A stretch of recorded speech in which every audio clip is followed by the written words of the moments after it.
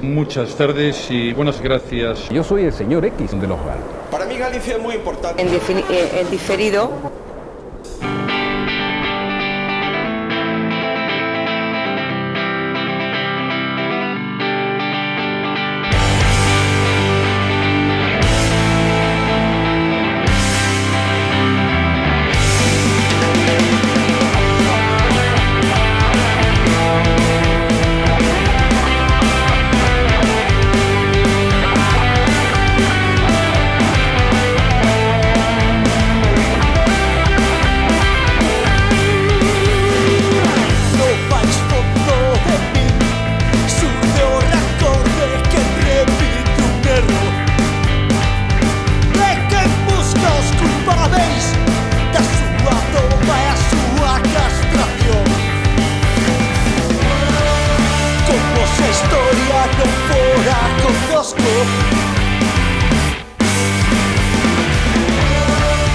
Como un esclavo orgulloso de ser.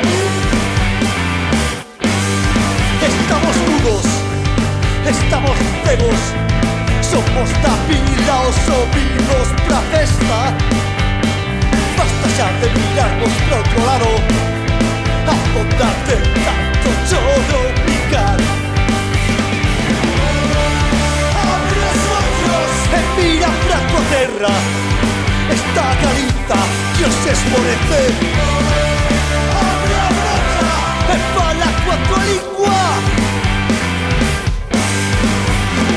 Non renunciaremos a quen somos, as nosas vidas, noso idioma, nosos soños. Soños de liberdade, de traballo e de justiza. Porque ninguén manda en nos, de Dios, de vos.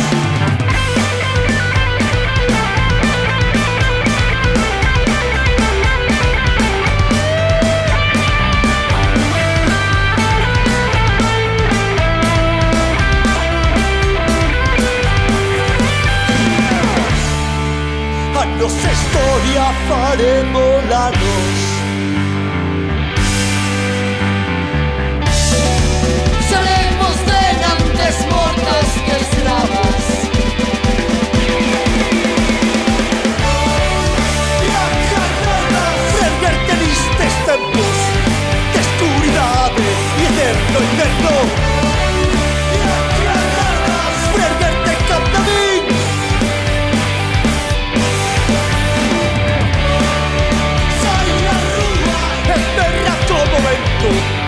Que apunte barcos, enronta imperios.